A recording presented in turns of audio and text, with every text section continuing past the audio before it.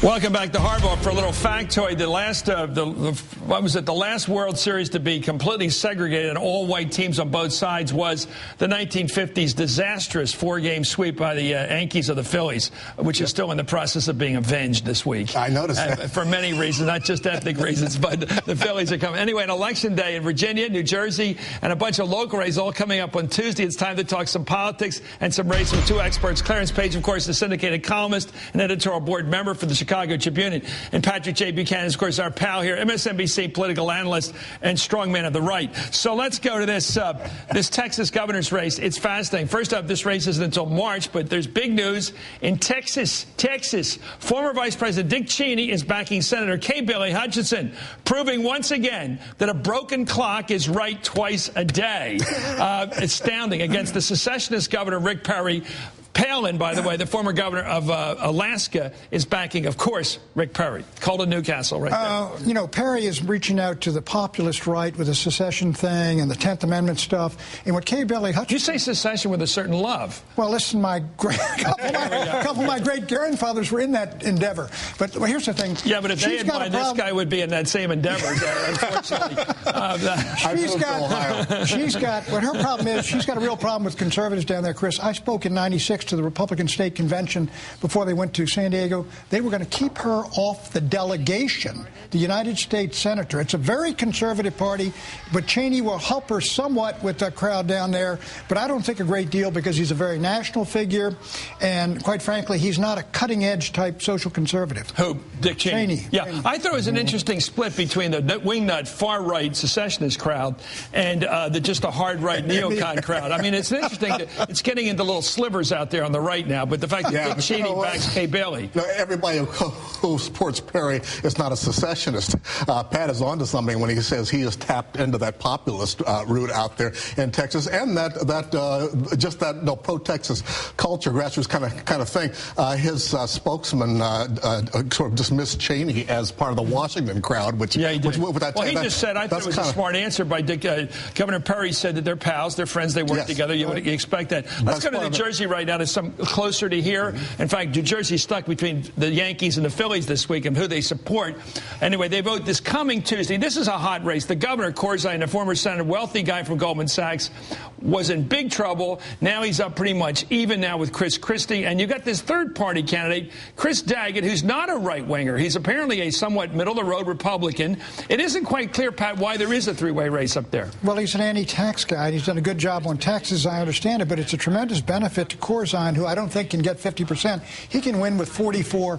The Republican candidate has not had a good race. He's focused on the fact he's a prosecutor. Well, now we got the polls. The polls change on Thursday right for an election. Right. Well, right now they're crossing.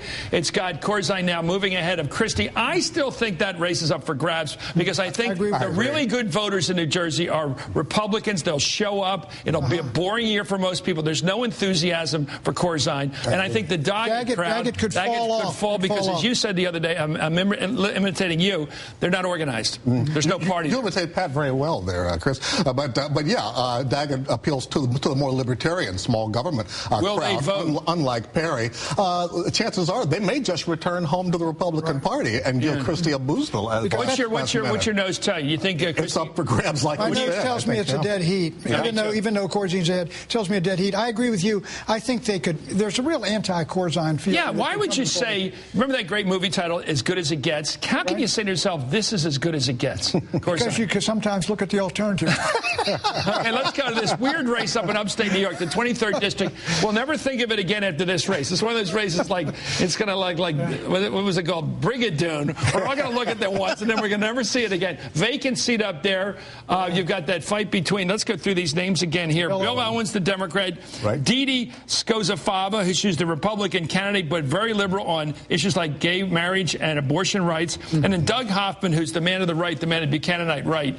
Who wins that one? I think Skozafava runs third, clearly. I think Hoffman wins it because there's enormous momentum up there, Chris, and there's tremendous interest. We're all talking about it. Cable networks talking about it. And also, I think Skozafava is basically reaching out to her liberal base. She's got NARAL sending letters.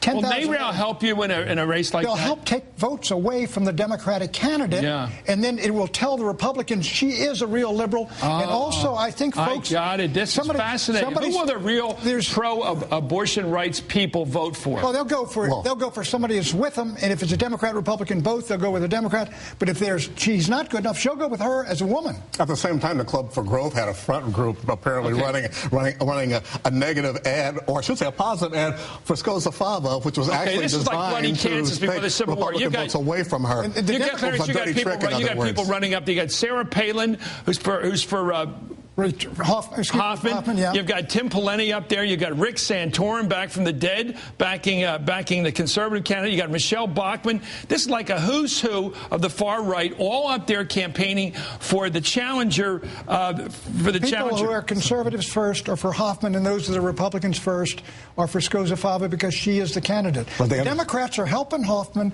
by attacking him, Chris, because they're saying to the Republicans out there with those ads, hey, this is the guy they're afraid of. Who would you vote for? Hoffman.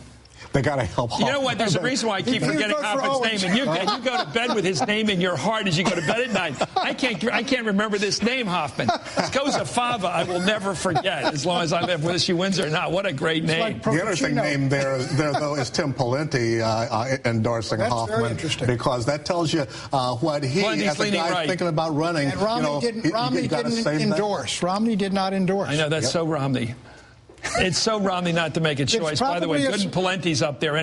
That's what I call him, Good and Pawlenty. Anyway, Clarence Page, thank you for having fun. Hoffman's your guy. Hoffman, I can't remember his name. Pat Buchanan picks Hoffman.